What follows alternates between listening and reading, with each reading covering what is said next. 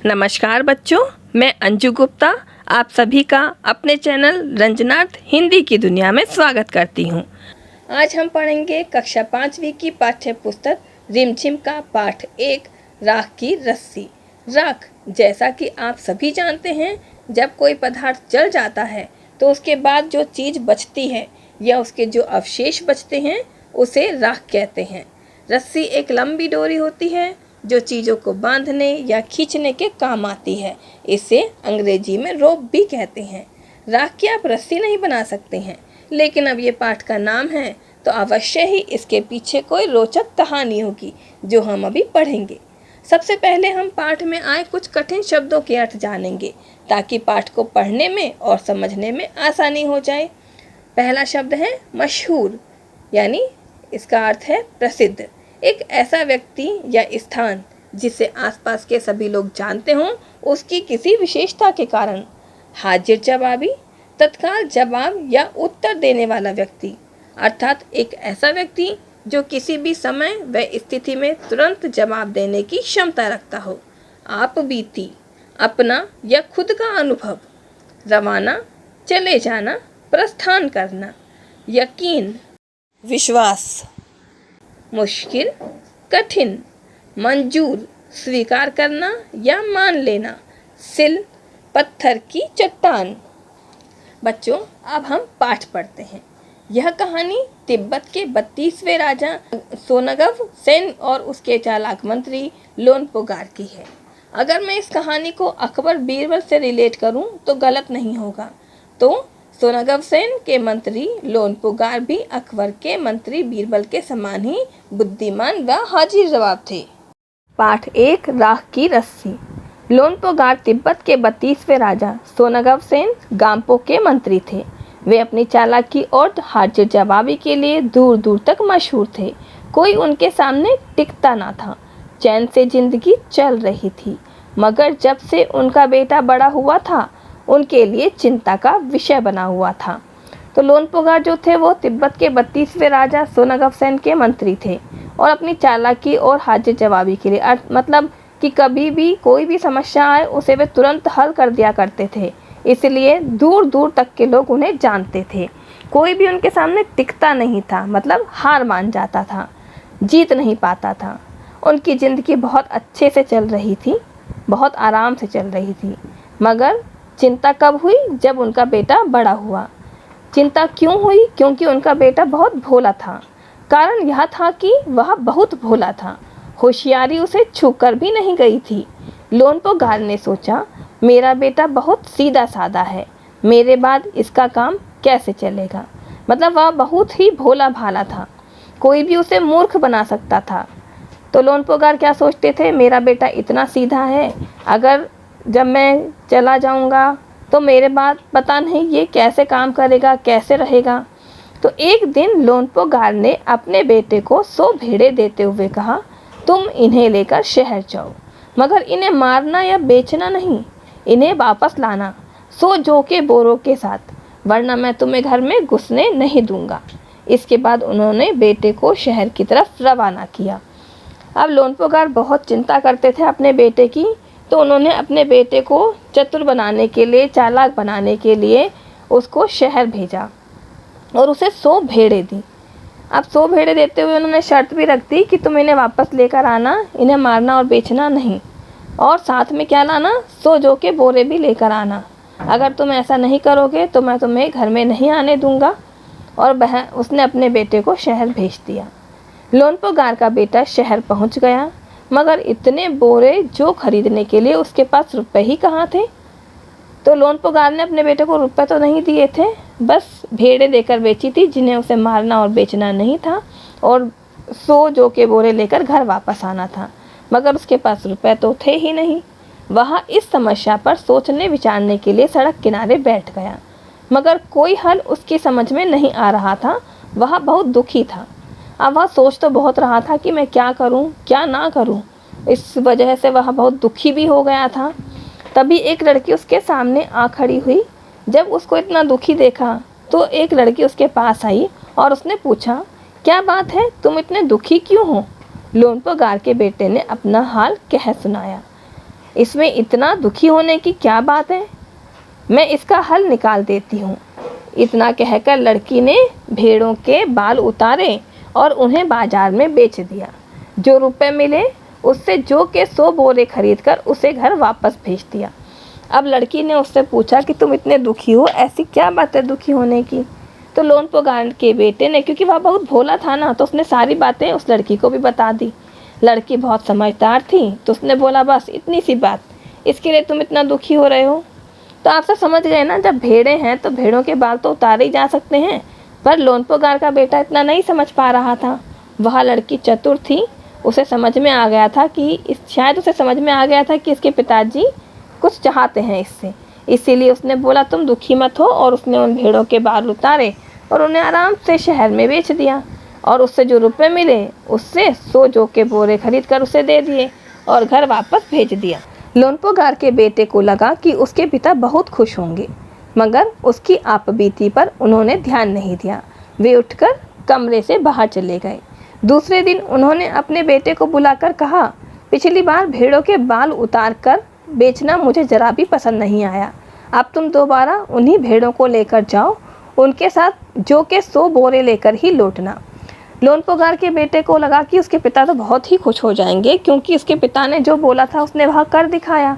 और उसने जाकर अपने पिता को बताया कि उसके साथ क्या घटना घटित हुई थी। ये सब सुनने के बाद लोनपोगार को अपने बेटे पर कोई खुशी नहीं हुई। लोनपोगार को अपने बेटे से कोई खुशी नहीं मिली। क्यों नहीं मिली? क्योंकि उसने अपनी बुद्धि से काम नहीं लिया था। एक लड़की ने उसकी मदद की थी, इसीलिए उन्हें गुस्सा भी आया और वे कुछ नहीं बोले और उन्होंने उस पर ध्यान भी नहीं दिया और वे अपने कामों में लग गए और दूसरे कमरे में चले गए। अब दोबारा उन्होंने अपने बेटे को बुलाकर फिर वही बोला कि इस बार, पिछली बार तो तुमने भेड़ों के बाल काट कर बेच दिए थे, लेकिन इस बार मुझे यह काम बिल्कुल भी पसंद नहीं आएगा, इसलिए तुम उन भेड़ों के बाल मत काटना। सीधा सा तात्पर्य है कि उसने अपने बेटे को पहले जो रास्ता लड़की ने दिखाया था वो रास्ता भी बंद कर दिया और उन्हीं भेड़ों के साथ भेज दिया। अब वापस जब उसे आना था घर पर, तो भेड़ों के साथ जौ के 100 बोरे वापस लेकर आना था। तो एक बार फिर निराश लोनपोगार का बेटा शहर में उसी जगह जा बैठा। ना जाने क्यों उसे यकीन था कि वह लड़की उसकी मदद के लिए ज़रूर आएगी, और हुआ भी कुछ ऐसा ही। वह लड़की आई, उसने अपनी मुश्किल कह सुनाई। अब लोनपोगार का बेटा बहुत निराश हो गया, क्योंकि जो रास्ता उस लड़की ने उसे दिखा दिया था भेड़ों के बाल काटने का, उसके पिता ने उस रास्ते को फिर से बंद कर दिया और वह बड़ा दुखी निराश जाकर वापस उस जगह पर बैठ गया। उसे एक पूरा पक्का यकीन था कि जो लड़की पहले आई थी उसकी मदद करने के लिए, वह फिर से उसकी मदद करने के लिए ज़रूर आएगी। और वास्तव में जो उसका विश्वास था वह सही हुआ और वह लड़की फिर से आई वहाँ पर उसकी मदद करने के लिए। उसने लड़की से अपनी मुश्किल, अपनी कठिनाई कह सुनाई। अब तो बिना जौ के बोरों के मेरे पिता मुझे घर में घुसने ही नहीं देंगे, और यह भी कहा कि अगर अब मैं जौ के 100 बोरे नहीं लेके जाऊंगा तो मेरे पिताजी तो अब मुझे घर में ही नहीं घुसने देंगे। लड़की सोचकर बोली, एक तरीका है।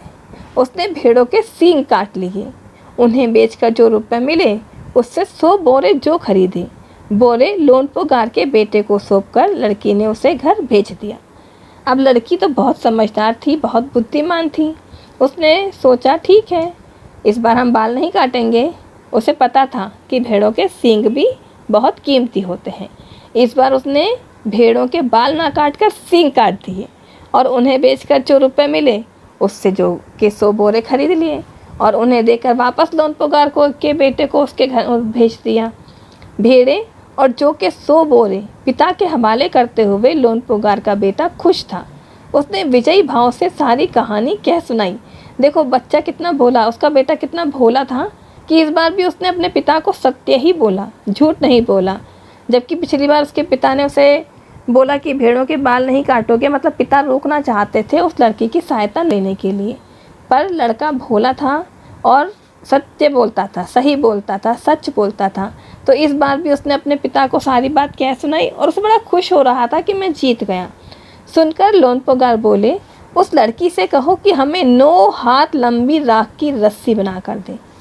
उनके बेटे ने लड़की के पास जाकर पिता का संदेश दोहरा दिया। अब लोनपोगार ने जब सुना कि वह लड़की आकर बार बार उसकी मदद कर रही है, तो उसके पिता ने सोचा मुझे अब इस लोन पर अपने बेटे की नहीं बल्कि इस लड़की की परीक्षा लेनी चाहिए। और लड़की की परीक्षा लेने के लिए उन्होंने बोला कि जाकर उस लड़की से कहो अगर वह इतनी बुद्धिमान है, इतनी समझदार है, तो हमें 9 हाथ लंबी राख की रस्सी बनाकर दे।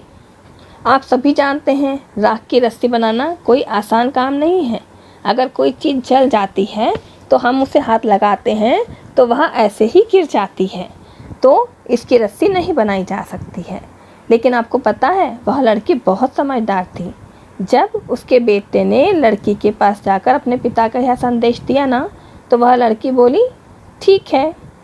लड़की ने एक शर्त रखी, मैं रस्सी बना तो दूंगी मगर तुम्हारे पिता को वह गले में पहननी होगी।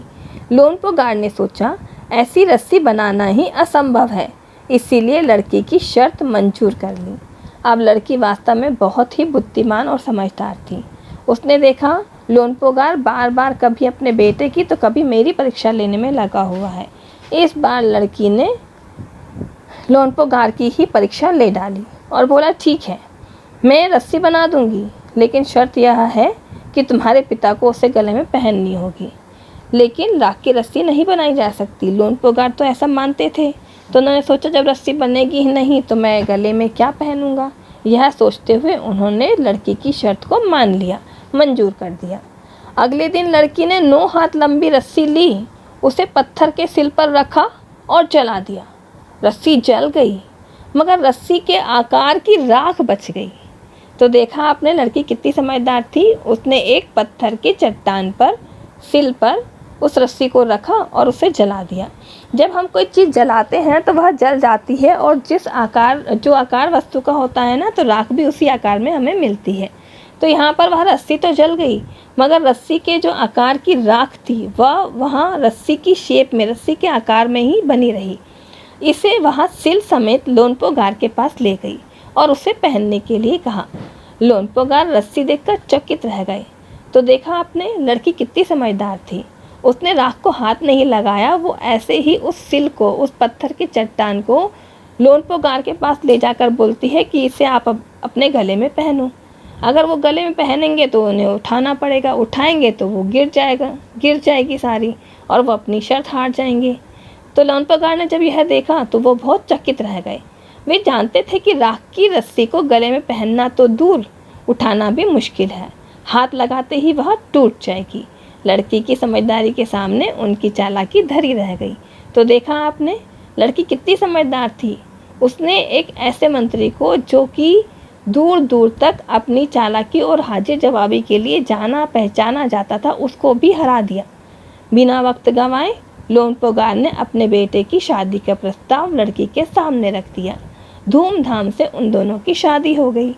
तो वह लड़की इतनी समझदार थी, उसने लोनपो गार्ड जैसे व्यक्ति को भी अपनी समझदारी से, अपनी हाजिर जवाबी से चकित कर दिया। और इतना चकित किया कि उन्होंने उसकी शादी अपने पुत्र के साथ कर दी।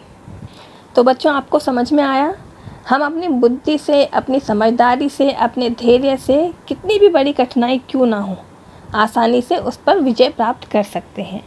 तो उम्मीद है आपको यह पाठ बहुत अच्छे से समझ में आ गया होगा। इस पाठ के प्रश्न उत्तर करने के लिए आप मेरा दूसरा वीडियो अवश्य देखें। धन्यवाद।